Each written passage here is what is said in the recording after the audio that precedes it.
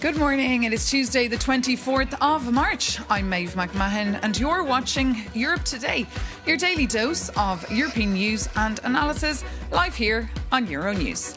Coming up, European Commission President Ursula von der Leyen has touched down in Australia to revive long-running trade talks after a lengthy hiatus. We'll explain why this deal matters to you. And Italy's Prime Minister Giorgia Meloni has lost a high-stakes referendum on justice reform. We'll speak to our correspondent in Rome. But first, it is day 25 of the US-Israeli war on Iran. In an announcement that thrilled financial markets, US President Donald Trump said that Iran and the US, quote, want to make a deal. And he's pushed his deadline to the end of the week. However, Tehran says claims of these talks are, quote, fake news. This comes as the EU sends millions in aid to Lebanon as clashes continue between Israel and Hezbollah in the south of the country. For the latest, we're joined here in the studio by Euronews' Stefan Kobe. Good morning, Stefan. Good morning, Maeve. So what's going on? I mean, this seems like quite a surprise, was what President Trump has said. Well, surprise is quite an understatement. It was a stunner for all of us professional Trump watchers. So just hours before his own deadline for Iran, he backed down from his threat of potentially devastating airstrikes against Iranian oil installations. And remember, Maeve, on Saturday, he told Iran, if you don't unblock the Strait of Hormuz, I will answer with devastating airstrikes. I will obliterate Iranian oil installations. Then these 48 hours expired yesterday, and instead of bombs, Trump offered an olive branch, saying that he would postpone this deadline by 5 days. And that was the stunner. He was in talks with the Iranian leadership over the end of the conflict. Here's Donald Trump yesterday speaking in Memphis, Tennessee. Take a listen. So we are now having really good discussions. They started last night, a little bit the night before that. And I think they're very good. They want peace. They've agreed they will not have a nuclear weapon, et cetera, et cetera. Yeah, et cetera, et cetera. This is all very vague, and we don't know anything about contents or even who is talking to whom here. There's only one problem with this, otherwise it would sound too good to be true. The Iranians have denied that there were talks at all. And Trump has said, we've been talking since Saturday. They said, no, there were no talks.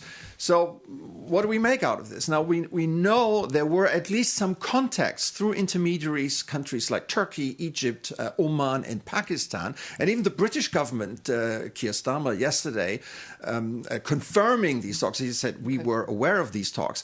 But other than that, we know nothing. So very much wait-and-see mode, Stefan Kobe. Thank you so much for that update. Now, several strong explosions and air alert sirens rang out yesterday in Bahrain. That's the first to be heard in the Gulf since the US president said, in fact, that talks to end the war with Iran were underway. For more on the feeling across the region there now, we can cross now to our regional correspondent, Adil Khalim, who's in Doha for us this morning. Thanks so much for joining us. Just tell us, what is the mood like there? And does anyone trust this new deadline of President Donald Trump?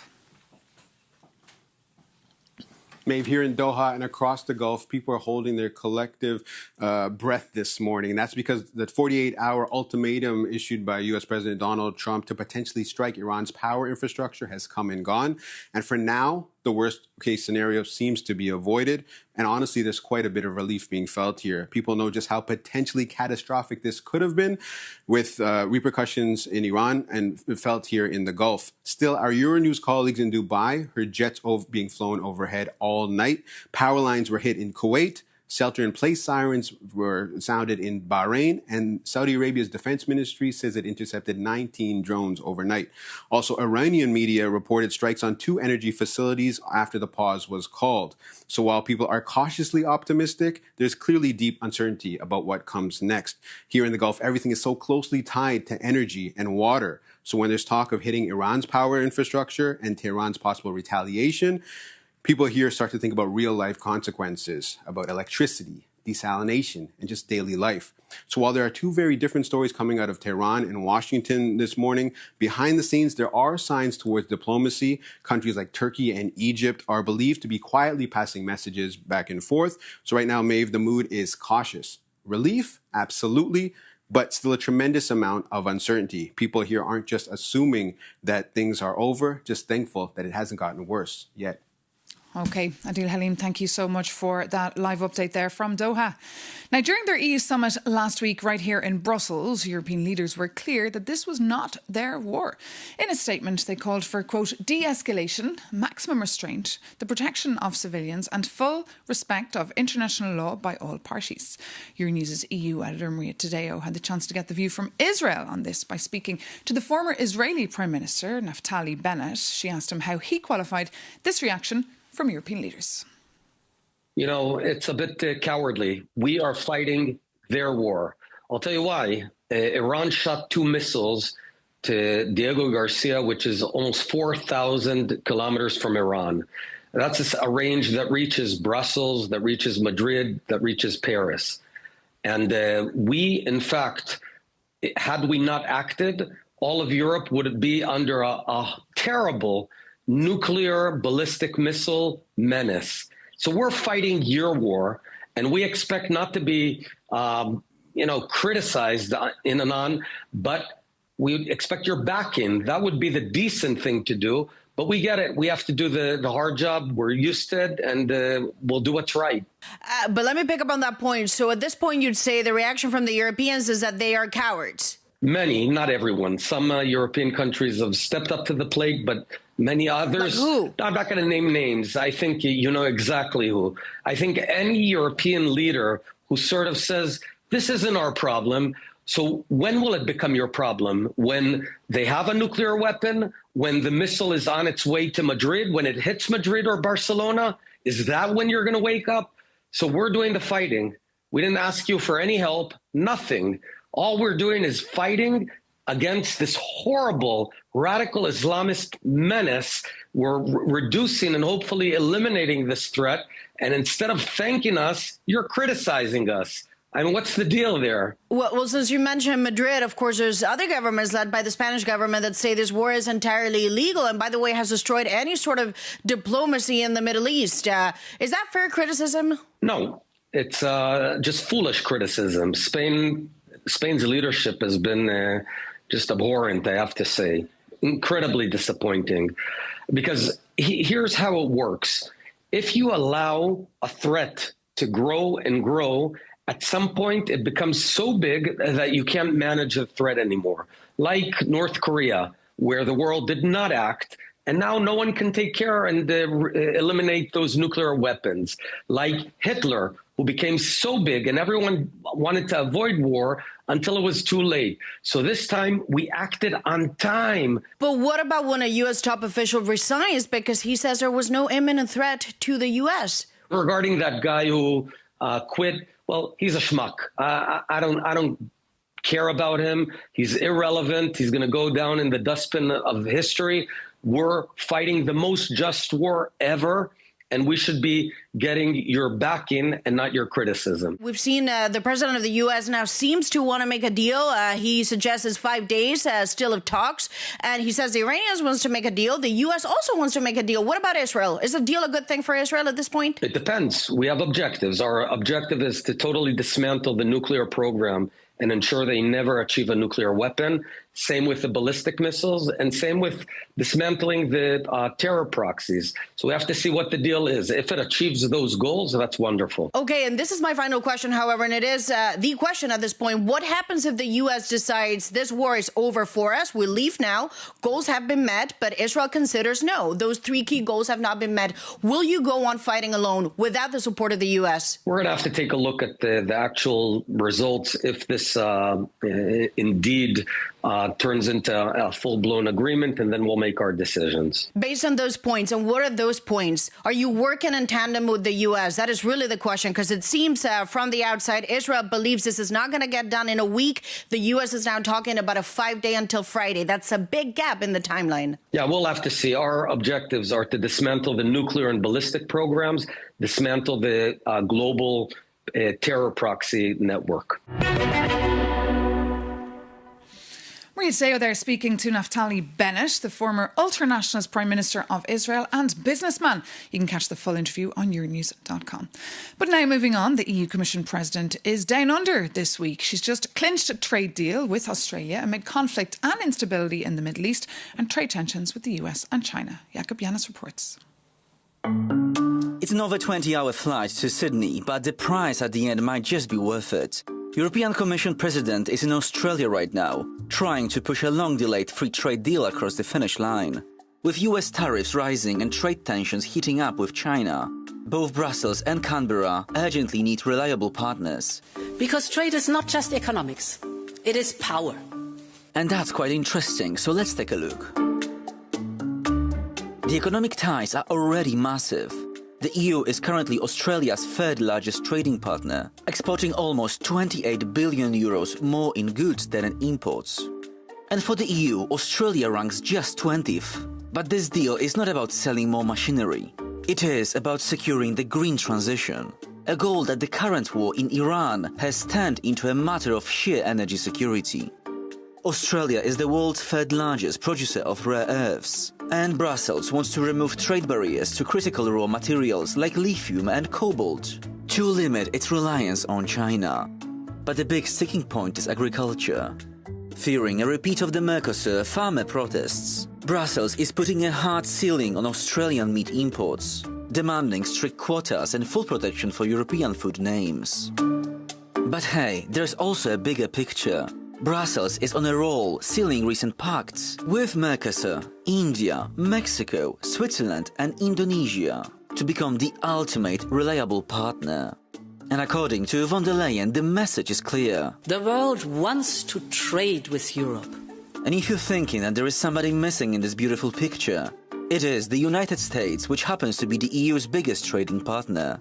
For now, European lawmakers are trying to implement a limited trade deal.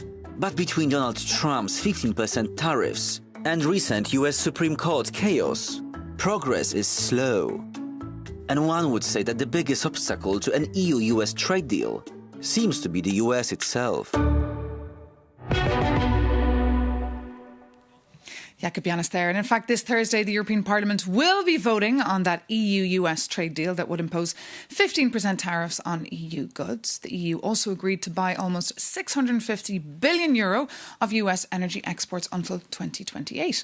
To get the view now from the Trump administration, we're joined here in the studio by the US Ambassador to the European Union, Andrew Puzder. Lovely to have you back with us. Great to be here, Maeve. Thanks for having me. So all eyes on this vote finally taking place this Thursday. Will it pass, do you think? All the signs seem to be good. You hate to take anything for granted, and I don't want to prejudge the result. We're going to keep working with people to make sure we address any issues that they have. But I say the signs are good, and really it would be economic malpractice not to pass this. It's a great deal for the United States and a great deal for the European Union. So hopefully we'll see it passed. We'll keep a close eye on it. You heard in that report that some think that the US is the biggest obstacle to doing trade with the European Union. How would you react to that argument? Well, I'd say, we signed this agreement we signed it in August, late August of this year. And every day since then, the United States has been in compliance with what it agreed to do under the agreement. We have yet to have a day where the Europeans are in compliance because they had a process to go through. I guess the second to the last step will be, or maybe the third to the last step is Parliament approves, then they go to trilogue, and then they vote again. But we're anxious to see it approved, but I don't think the United States is the obstacle. Like I say, we've been complying. We're waiting for Europe to get through its process. But there's anxiety, of course, among European lawmakers. There's anxiety among European business due to the fact that every second week we hear different announcements from the White House when it comes to potential tariffs that would hurt our economy here in Europe. So, as I said, despite what you're hearing, despite the political talk, the United States has been in compliance every day. There's not one day where we haven't been in compliance under the agreement, and we're waiting for Europe to be in compliance like one day. So, I don't think this is a one-sided issue. We're ready to go. And can the Europeans trust you? Of course they can. They've trusted us for 250 years, I think. At least many of them have. And what happens if this is signed, but then in a couple of weeks, Trump gets angry with Spain, for example, due to their stance on certain geopolitical issues and decides to cut off trade with them? Well, if you're saying what happens if somebody breaches the agreement, then I think the parties have to analyze where they are. I don't know that particularly would be a breach. We'd have to wait and see how the agreement comes out. We're still waiting to go through amendments that the Parliament's proposed and whether the Council will accept those amendments, and there'll be a different bill out of the trilogue. And so we're waiting to see what the final bill says. But it's like any other agreement. If one party breaches, the other party reacts. And of course, the big news that we're reporting on this morning is Commission President Ursula von der Leyen in Australia clinching a brand new trade deal for the Europeans with Australia. What's the view from the White House on this? Look, if two of our closest allies come to an agreement on trade, I think that helps the world. It doesn't hurt the world. We just want to make sure we get our deal done. Of course, you're not jealous of the other friendships that the European Union has across the world. We have other agreements as well. We have agreements with South Korea, with Japan. We're moving forward on a number of different tracks. I don't think we could lecture somebody else about doing the same. And is that a warning shot to Brussels to get that vote across? I don't make warning shots. I'm just hopeful that they'll get it across. I think it's in their best interest. I think it's in our best interest of the people of Europe and the people of America. So let's get it done. Let's move on. Let's really build the kind of economic relationship and the kind of joint prosperity that we could and should share. OK, we'll keep a close eye on it. Ambassador Andrew Puzzler, thank you so much for coming into us here. Now we turn to Italy, where a 2-day referendum on judicial reform has concluded. The proposed changes triggered deep political divisions across the country and united the centre-left opposition. The government argued that splitting the career paths of judges and prosecutors was essential to strengthening judicial independence, but critics say it could upset the balance of powers established after the fall of fascism. For more, we can head now to Rome and bring in our correspondent, Georgia Orlandi. Good morning. So the referendum has actually failed. What more can you tell us? Good morning, Maeve. Well, indeed, it looks like the majority of Italians rejected that key judicial reform. This was one of Meloni's main political pledges. The most controversial element of the reform was the proposal to change the way members of this body overseeing judges' careers are selected. So under the proposal, they would have been selected by lottery, move that the critics say undermines merit. And as you mentioned there, undermines the balance of powers, despite the fact that this reform was promoted as a way to limit political influence. Now, 50 million Italians were called to say yes or no to the reform. The no camp won just by a few points. That's not a landslide, but that's enough to block the reform, also considering that no turnout threshold was required. The most interesting aspect of the referendum was the fact that we saw a very high voter turnout, almost 60%, higher than expected, level seen in 2022 during the general elections that brought Meloni to power, something that makes us think that this was seen as a political test for Meloni and her government. Maeve? Well, this is it. It feels a little bit like a big test for Giorgia Meloni's government. Did she fail it then?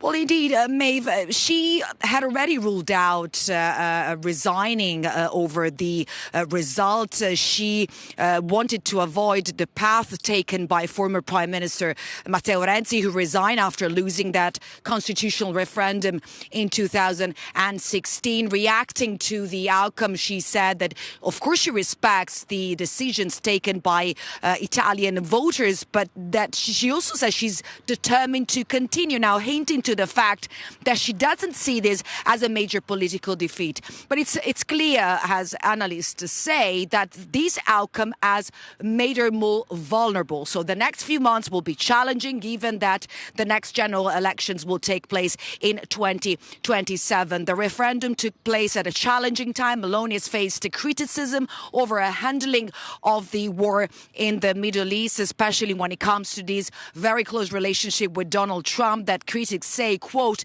it's very risky for Italy. The main takeaway from this outcome, though, Maeve, is the fact that Meloni will have to review its reform plan and, most importantly, try to strengthen the ruling coalition, unity within that coalition ahead of what looks like a very uncertain political phase. Maeve? OK, Georgia Orlandi, thank you so much for that live update there from Rome. And thank you so much for watching Europe Today. For more on any other stories breaking across Europe today, including the general elections taking place in Denmark, you can always visit euronews.com. Thank you so much again for tuning in. Take care and see you very soon here on Euronews.